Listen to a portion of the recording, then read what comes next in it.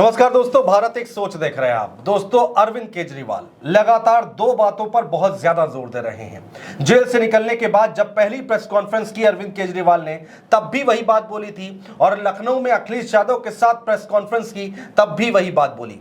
उसमें से पहली बात यह है कि अमित शाह को वोट देने जा रहे हैं आप लोग, और प्रधानमंत्री नरेंद्र मोदी कुर्सी छोड़ेंगे सितंबर में और अमित शाह को प्रधानमंत्री बनाएंगे।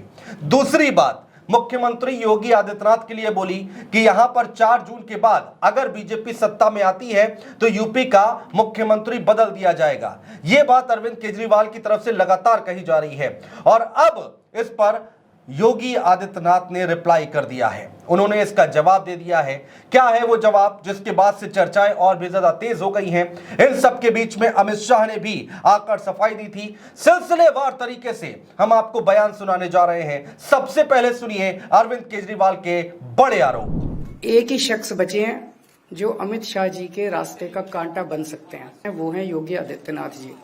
अब योगी आदित्यनाथ जी को इन्होंने हटाने का पूरा मन बना लिया है, और अगर इनकी सरकार बनी तो 2 महीने के अंदर योगी जी को भी उत्तर प्रदेश के सीएम से हटा दिया जाए। सुना दोस्तों आपने अरविंद केजरीवाल का बयान। इसके बाद बारी आती है अमित शाह की। अमित शाह को कैमरे पर आकर खुद यहां पर सफाई देनी पड़ती है, और अमित शाह ने प्रधानमंत्री नरेंद्र मोदी के लिए तो कह दिया कि प्रधानमंत्री वही रहेंगे, लेकिन योगी आदित्यनाथ के लिए कुछ नहीं कहा। सुनिए।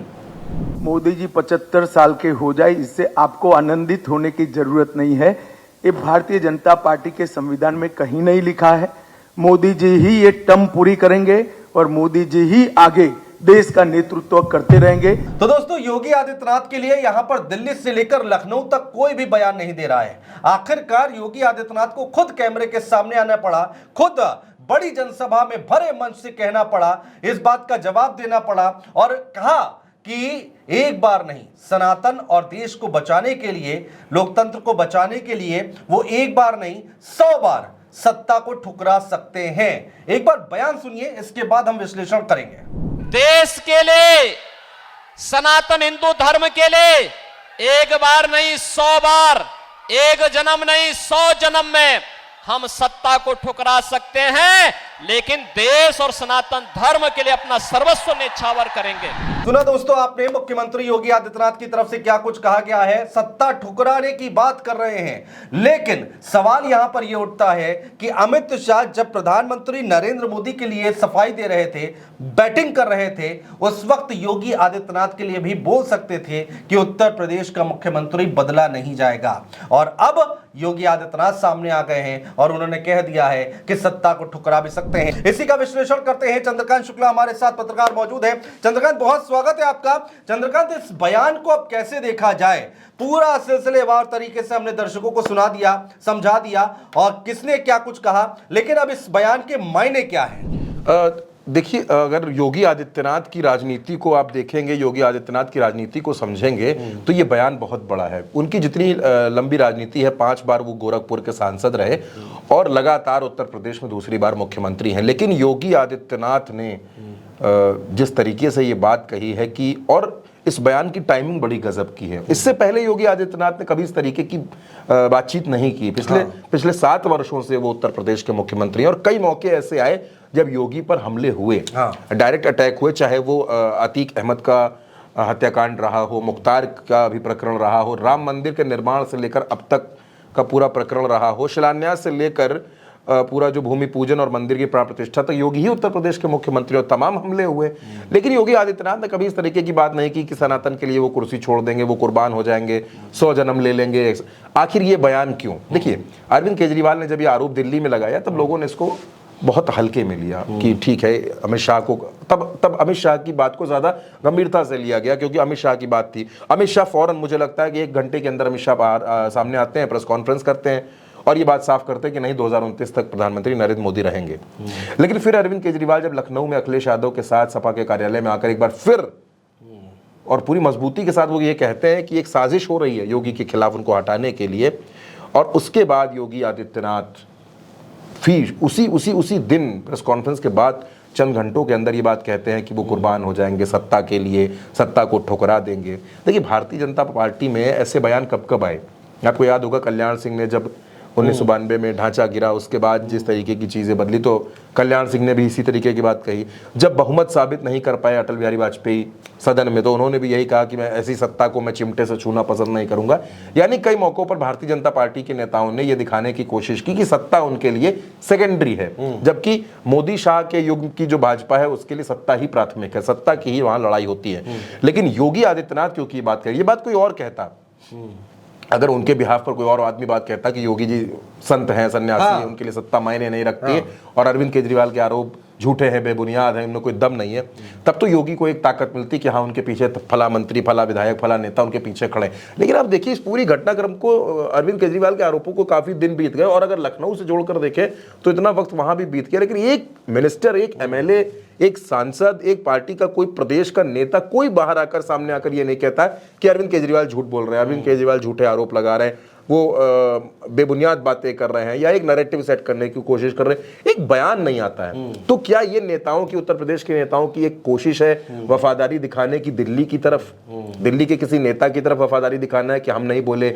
हम आपकी तरफ हैं? ऐसा ना हो कि कल को अगर, क्योंकि देखिए भारतीय जनता पार्टी में आप ये नहीं कह सकते कि ये नहीं हो सकता, बिल्कुल हो सकता है। मनोहर लाल खट्टर के साथ हुआ, शिवराज के साथ हुआ, वसुंधरा के साथ हुआ, रमन सिंह के साथ हुआ, येदियुरप्पा के साथ हुआ, तो एक लंबी फहरिस्त है।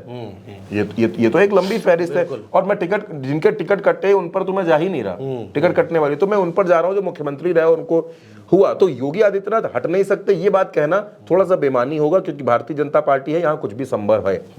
और आज आप प्रधानमंत्री के भाषण को सुनिए। प्रधानमंत्री ने कहा कि पहली बात तो चुनाव में इस तरीके की भाषा होनी नहीं चाहिए, लेकिन चुनाव आयोग पता नहीं क्यों इस तरीके की भाषा पर संज्ञान नहीं लेता। नरेंद्र मोदी ने यह बात कही कि अगर इंडिया गठबंधन की, कांग्रेस की सरकार आ गई तो रामलला फिर से टेंट में चले जाएंगे और मंदिर पर बुलडोजर चला जाएगा। अरे भाई, योगी जी से यही सीखा है क्या? और उसके बाद वो एक लंबा पॉज लेते हैं और फिर वो कहते हैं कि योगी जी से पूछो बुलडोजर कहाँ चलाना है, कहाँ नहीं चलाना है। आप इस बयान की गहराई में जाइए, इसमें भी कहीं ना कहीं आप खुलेआम बुलडोजर नीति की बात हो रही है, खुलेआम रामलला की बात हो रही है, और चुनाव आयोग में पूरी तरीके से सन्नाटा है, पूरी तरीके से शांति है। और वो योगी आदित्यनाथ जिनके बुलडोजर की ब्रांडिंग की भारतीय जनता पार्टी ने, बुलडोजर बाबा जैसा नाम दिया, निरहुआ जो सांसद हैं उन्होंने कई गाने गा दिए बुलडोजर बाबा पर, बुलडोजर बाबा का नाम मिला, एक ब्रांडिंग पूरे देश में करने की कोशिश की, और इसी बुलडोजर नीति पर भारतीय जनता पार्टी के सांसद ब्रिजभूषण सिंह सवाल खड़े कर देते हैं। तो कहां से खड़े करते हैं? वो ताकत उनको कहां से मिलती है? योगी के खिलाफ बोलने की ताकत आप ये कह रहे हैं कि कुछ ना कुछ तो खिचड़ी पक रही है और 4 जून के बाद कुछ हो सकता है, जिस तरह की हलचल है। देखिए, मैं इस बात को अनुज जी मानता हूं कि भारतीय जनता पार्टी में कुछ भी हो सकता है। यहाँ आप ये नहीं कह सकते ये चीज नहीं हो सकता है योगी आदित्यनाथ हटा दिया जाए, उनकी जगह कोई और चेहरा यहाँ पर लाया जाए। जिस तरीके से Bharatiya Janata party OBC politics कर रही है, क्योंकि योगी आदित्यनाथ सवर्ण चेहरा है, और भारतीय जनता पार्टी जिस तरीके से ओबीसी पॉलिटिक्स कर रही है, तो कोई बड़ी बात नहीं उसमें चेंजेस हो जाए। और भारतीय जनता, आप देखिए ना, योगी संगठन पर योगी आदित्यनाथ की कोई कमांड नहीं है। उत्तर प्रदेश का जो संगठन है भाजपा का, वहां पर नहीं। मंत्री जब रखने की बात आती है तो दारा सिंह चौहान को मनमार कर मंत्री बनाना पड़ता है। ट्रांसफर पोस्टिंग में आप देख लीजिए तमाम नेता, और आप देखिए डीजीपी में, मुख्य सचिव में, फैसलों में भी वो चीजें नजर आती है। गतिरोध जो है वो सिर्फ राजनीतिक तौर पर नहीं है, जो ब्यूरोक्रेसी है उसके स्तर पर भी गतिरोध देखने को मिलता है। और अभी अमित शाह जिस तरीके से 2 दिन के लखनऊ के दौरे पर आए, जिस तरीके से अमित शाह की रैलियां बढ़ गई हैं, तो ये कोशिश भी हो सकती है कि अगर भारतीय जनता पार्टी मन मुताबिक प्रदर्शन कर लेती है तो उसका क्रेडिट सिर्फ योगी आदित्यनाथ के पाले में ना जाए, वो क्रेडिट जो है वो डिवाइड हो, शाह, योगी, मोदी सब में डिवाइड हो। तो भारतीय जनता पार्टी की लखनऊ और दिल्ली के बीच, मैं बस 2 लाइन में आपको बात बताऊं कि लखनऊ और दिल्ली के बीच संवाद की कमी है, सामंजस्य की कमी है।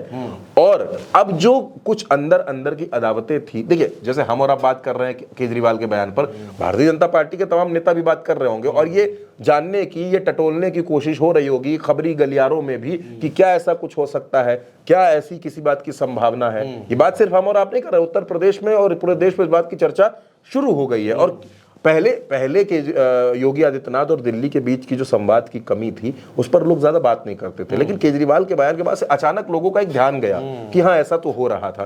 तो मुझे ऐसा लगता है कि भारतीय जनता पार्टी कब क्या फैसला लेगी वो बड़ा चौंकाने वाला होता है। लेकिन योगी आदित्यनाथ का स्टेटमेंट कई सवाल खड़े करता है, उसकी टाइमिंग कई सवाल खड़े करती है कि आखिर योगी आदित्यनाथ को ऐसा बयान देने की जरूरत क्यों पड़ी। तो कुछ भी हो सकता है उत्तर प्रदेश की राजनीति में, और जैसा कि चंद्रकांत बता रहे हैं कि भारतीय जनता पार्टी है, भारतीय जनता पार्टी में सब कुछ मुमकिन है, कुछ भी देखने को मिल सकता है। तो 4 जून का आप इंतजार कीजिए। अरविंद केजरीवाल कह रहे हैं कि 4 जून के 2 महीने बाद यहां पर तब्दीलियां देखने को मिलेंगी। वाकई उसमें कोई बात का दम है या फिर ये केवल राजनीतिक हमले हैं? लेकिन हलचलें बहुत ज्यादा तेज हैं, बयान पे बयान निकल कर आ रहे हैं, और अब तो खुद मुख्यमंत्री योगी आदित्यनाथ ने इसको लेकर बयान दे दिया है। लोग जो हैं सोच रहे हैं, सियासी गलियारों में अब कयासों का बाजार बहुत ही ज्यादा गर्म होता दिखाई दे रहा है। दोस्तों बहुत शुक्रिया।